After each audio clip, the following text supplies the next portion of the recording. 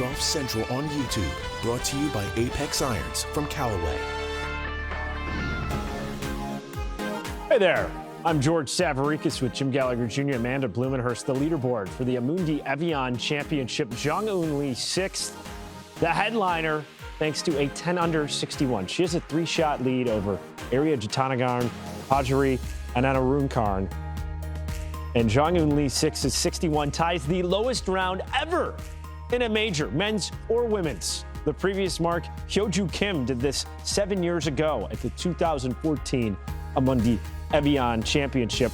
After Lee6 posted the 61, she spoke with our Jerry Foltz. Did you know that that putt was to tie the lowest score in basically the history of golf in a major? Yeah, I knew that. I heard Hyoju Kim score. So last year I missed fairway, but I'm gonna try. I tried third shot. Yeah, I made birdie. Yeah, it's amazing. Hey, amazing to say the least. What is it about majors that brings out your best? Major is best. I don't know, but I tried to keep the fairway and keep on the green, and I focused on putting speed. That's it. Is that what you did better than everybody else, those things? Yeah, but I have 2 more days. I focus on my backswing and just target. Yeah. So that tied the record for lowest single round in a major. She set the record for lowest first 36 holes in any major, 127. The previous benchmark, Brooks Koepka a couple years ago, 2019 PGA Championship, and Bethpage got off that blistering start, 63-65. He was at 128.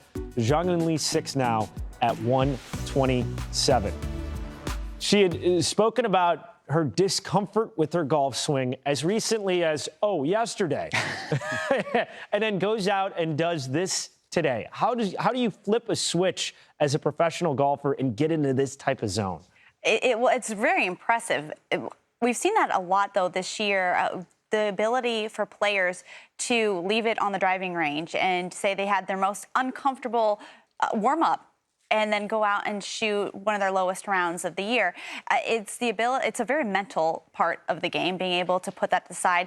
She has such a beautiful short game, though. We saw her chip in. We saw these beautiful chip shots, and then pair that with her incredible putting. She's number 9 in putts per green in regulation, so she has that putter to fall back on. And even though she was uncomfortable, she didn't look it.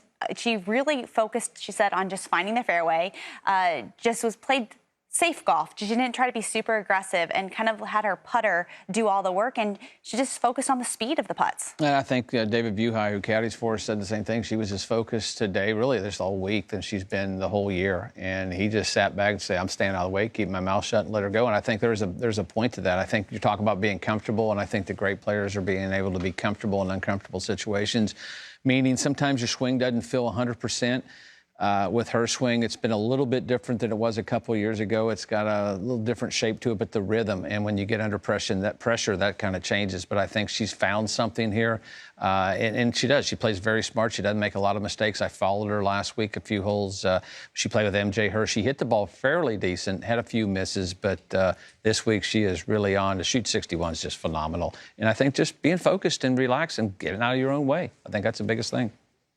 Be interesting to see the carryover for how she performs tomorrow, because you know how tough it is after shooting a 61, one of the best rounds of her career. The expectations internally are what will follow you into the third round. But she does have a 3-shot lead in following her Arya Jatanagarn, former world #1 on the PGA Tour. Co-leaders going into the weekend, so a bit of a different story, really bunched at TPC Twin Cities. Adam Hadwin, Ryan Armour, both shot second round 65s, both at 10 under par. Ches Reavie, Johnny Vegas, Bo Hoag, Roger Sloan, that group that's in a tie for third. As we're going to hear from some of the front runners who are on the first page of the leaderboard. Just really like where I'm at right now.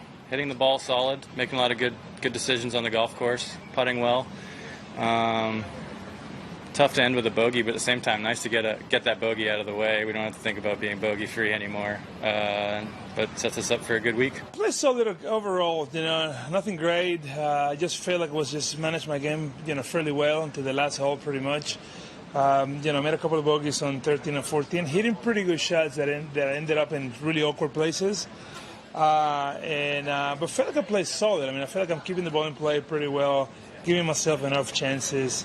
Making a few putts, which is always good. And the wind is blowing, and it's kind of that intensity that is a little bit annoying, especially some of those shots with so much water around this place. So, but played solid. I can't really complain too much. I played solid.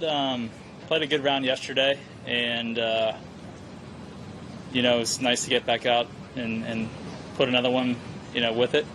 Sometimes it's easy to kind of back off and just, maybe play a little more conservatively when you get a good start. But kind of kept the pedal down today and gave myself a lot of birdie opportunities. And, yeah, played solid. What is it like knowing that you have to shoot a 66 or 67 to stay with the leaders? Well, that's what it is every week out here, right? That's why we're the best in the world. It's really nothing new this week. And, in order to win golf tournaments out here, you've got to beat the best in the world. So I wouldn't expect anything less. And last question, what are you most encouraged by this week as far as your game goes? Yeah, mainly the putter. I've really hit a lot of good putts, and even like on the last hole, I didn't go in, but I hit a great putt at every opportunity to go in. So, that's just what I want to focus on the weekend. I think the biggest thing coming in this week, I've just been a little bit more committed to the process and less on the outcome. Certainly playoffs, maintaining status, all that stuff has probably been creeping in a little bit in the last little bit. And I probably got away from, some of the little details that make this game happen for us. And so I've gotten back to that these last 3 rounds, and it's worked out a lot better for me.